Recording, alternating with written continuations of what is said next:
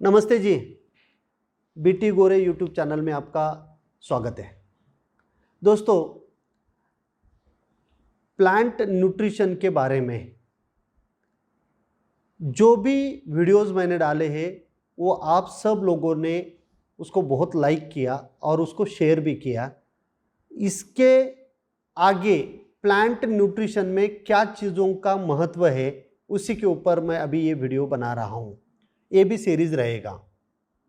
जैसे कि organic carbon है, आपकी मिट्टी का ईसी है, इलेक्ट्रिकल कंडक्टिविटी, आपकी मिट्टी का पीएच है, आपके मिट्टी में न्यूट्रिएंट देने के लिए कौन कौन से क्षार है, जैसे भी बाइकार्बोनेट है, क्लोराइड्स है, कैल्शियम कार्बोनेट है।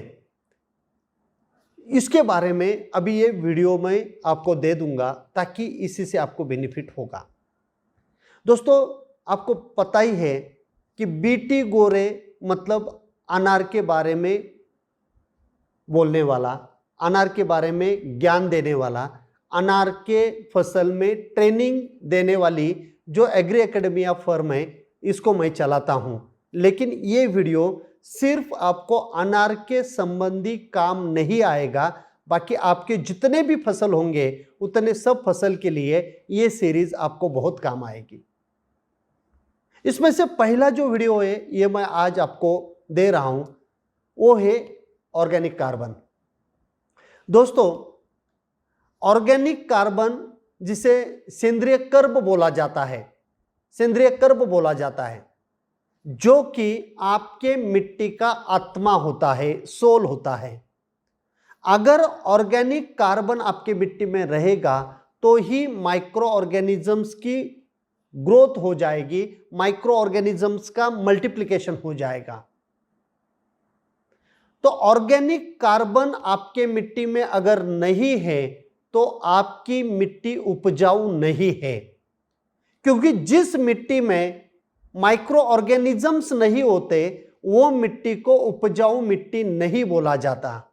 भले ही उसके अंदर आपको सॉइल टेस्ट रिपोर्ट में बहुत सारे न्यूट्रिएंट मिलेंगे, पोटैश इतना है, फास्फोरस इतना है, कैल्शियम उतना है, लेकिन उसको अवेलेबल करने के लिए जिस माइक्रो ऑर्गेनिज्म की जरूरत होती है वो माइक्रो ऑर्गेनिजम्स का फूड, खाना जो होता है वो होता है ऑर्गेनिक कार्बन।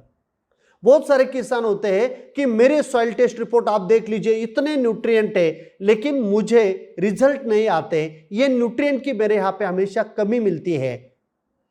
तो मैं उनको एक ही बोलता हूं, आपके मिट्टी में ऑर्गेनिक कार्बन कितना है? 0.3, 0.4, 0.5% से ऊपर किसी का भी नहीं होता। तो मैं उनको एक ही चीज बताता हूं, बाकी सब छोड़ दीजिए, बाकी कुछ भी मत डालिए, सिर्फ और सिर्फ ऑर्गेनिक कार्बन बढ़ाइए, सिर्फ और सिर्फ ऑर्गेनिक कार्बन बढ़ाइए। और जहां पे हॉर्टिकल्चर के क्रॉप होते हैं, जैसे कि ग्रेप्स है, पोमोग्रेनेट है, अमरूद है, गोवा जिसे हम बोलते हैं, मैंगो है, वहां पे ऑर्गेनिक कार्बन बढ़ाने के लिए आप बहुत सारी चीजें कर सकते हो। लेकिन जहां पे फसल खत्म होने के बाद वहां पे प्लाउइंग होती है, हल चलाते हैं, वहां पे ऑर्गेनिक कार्बन बढ़ाने के लिए आपको गोबर खाद है या जो भी ऑर्गेनिक मैटर, कंपोस्ट फर्टिलाइजर जो है वो आपको डालना पड़ता है। तो ऑर्गेनिक कार्बन आपके मिट्टी में रहेगा तो माइक्रो ऑर्गेनिजम्स ग्रो होंगे, और माइक्रो ऑर्गेनिजम्स ग्रो हो जाएंगे तो आपके मिट्टी में जो भी पोषण तत्व है, न्यूट्रिएंट है, वो अवेलेबल फॉर्म में, जिस फॉर्म में आपका पौधा लेता है उसी फॉर्म में कन्वर्ट करके दे देंगे और आपको उसका बेनिफिट मिलेगा। तो कंसंट्रेशन आपका फर्टिलाइजर कौन सा डालूं, किस कंपनी का डालूं, कौन सा ग्रेड डालूं, उसके अलावा जाना चाहिए ऑर्गेनिक कार्बन बढ़ाने के लिए मैं क्या करूं, कैसे मैं ऑर्गेनिक कार्बन बढ़ा सकता हूं। ऑर्गेनिक मैटर में डाल के बढ़ा सकता हूं, मल्चिंग करके मैं बढ़ा सकता हूं, घास वहीं पे अगर आ रही है तो उसको ग्रास कटर से कट करके उसकी जो जड़ें जमीन के अंदर है वो गलेगा, सड़ेगा और वहीं पे ऑर्गेनिक कार्बन बढ़ेगा। ऐसे आपको अलग अलग तरीके अपनाने पड़ेंगे, जो कि अलग अलग वीडियो के माध्यम से मैं आपको बताऊंगा। तो ऑर्गेनिक कार्बन सबसे इंपॉर्टेंट है, जिसको मैंने आत्मा बोला है, वही आपके मिट्टी का ईसी और पीएच मेंटेन करता है। क्योंकि ऑर्गेनिक कार्बन जब डिकम्पोज होता है या जो भी माइक्रो ऑर्गेनिज्म वहीं पे ग्रो होते हैं, वो ऑर्गेनिजम्स वहीं पे ऑर्गेनिक एसिड सिक्रीट करते हैं। उसी ऑर्गेनिक एसिड आपके मिट्टी का पीएच मेंटेन करते हैं। और आपके पौधों को ये नहीं पता कि मुझे नाइट्रोजन लेना है, फास्फोरस लेना है, पोटेश लेना है, उनको सिर्फ पता है कि मुझे कितने पीएच का पानी पीना है। वो पीएच का पानी अगर पौधा पी रहा है, उसके अंदर जो न्यूट्रिएंट अवेलेबल होने के लिए जितना पीएच चाहिए उतना अगर है तो वो न्यूट्रिएंट आपके पेड़ में जाएगा, अगर नहीं है तो नहीं जाएगा। इतना इंपॉर्टेंट है आपके मिट्टी में ये जो माइक्रो ऑर्गेनिज्म है, ये माइक्रो ऑर्गेनिजम्स का होना। जो सॉइल फूड वेब होती है उसमें bacteria, fungus, protozoa, beneficial nematodes और केचुए, जिसे हम अर्थवर्म बोलते हैं, गांडूल बोलते हैं, ये जो 5 लोग रहते हैं, ये 5 चीजों का आपके मिट्टी में होना आपके मिट्टी को उपजाऊ बनाता है। और अगर आपके मिट्टी में केचुए दिखते हैं तो आपको ना व्हाइट रूट डेवलपमेंट देखनी पड़ती है, ना जमीन की पोरेसिटी देखने को पड़ती है, ना मिट्टी आपकी कॉम्पैक्ट हो जाती है, बिल्कुल भूरी भूरी लूज मिट्टी आपको मिलेगी। क्योंकि केचुए है तो उससे पहले जो बेनिफिशियल निमेटोड है वो रहेगा, उससे पहले जो प्रोटोजुआ है वो रहेगा, उससे पहले जो फंगस है वो रहेगा, और उससे पहले जो बैक्टीरिया है वो रहेगा। तो ये सब है, इसीलिए आपके यहाँ पे केचुए है। तो केचुए जहां पे है वहां पे आपकी मिट्टी उपजाऊ है, और वहां पे जो भी फर्टिलाइजर आप देंगे या जो भी पोषण तत्व आपकी मिट्टी में रहेंगे वो सब पौधे में अवेलेबल होंगे। ना डिफिशियंसी सिम्टम्स दिखेंगे, ना ज्यादा बीमारी आएगी, ना आपका पौधा मरेगा। तो ऑर्गेनिक कार्बन पोषण तत्व देने के लिए सबसे इंपॉर्टेंट है, ये आपको याद रखना है।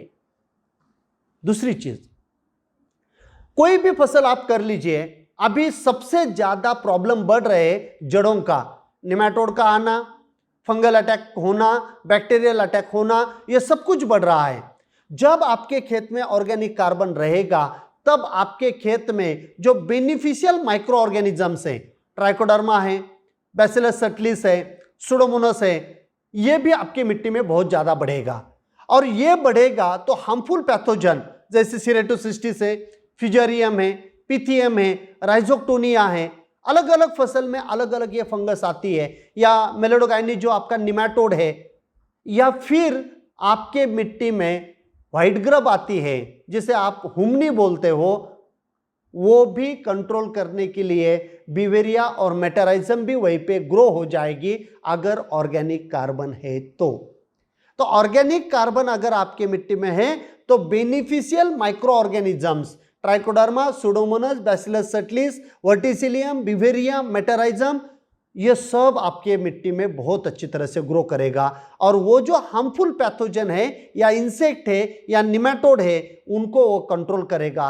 तो नेचुरल कंट्रोल भी आपके रूट्स के आजू बाजू में अच्छा रहेगा, ताकि आपके पौधों में न्यूट्रिशन भी अच्छा होगा और रूट्स भी डैमेज नहीं होंगे, और फिर आपका पौधा 1+1=11 जो हमेशा मैं बोलता हूं वो वहीं पे बन जाएगा और आपको अच्छा यील्ड आएगा।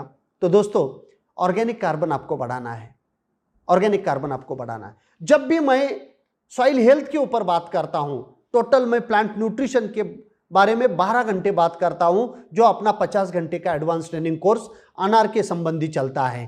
तो 12 घंटे सिर्फ ऑर्गेनिक कार्बन कैसे बढ़ाना है, सॉइल की फर्टिलिटी कैसे बढ़ाना है, इसके ऊपर मैं बात करता हूं। तो आपको जितना इंफॉर्मेशन मैं आज ये वीडियो के माध्यम से दे सकता था उतनी मैंने आपको दे दिया, क्योंकि वीडियो अगर लंबा हो गया तो आपको नहीं चलता, आप बोलते शॉर्ट वीडियो दे दीजिए। और अगर आप अनार की खेती करते हो तो मैं आपको डिस्क्रिप्शन बॉक्स में ये महीने में जो वेबिनार होने वाला है उसका लिंक दे चुका हूं, आप जाके रजिस्ट्रेशन कराइए और 50 घंटे का ट्रेनिंग कर लीजिए। बहुत ही जबरदस्त ट्रेनिंग रहता है, 100% मनी बैक गारंटी रहती है।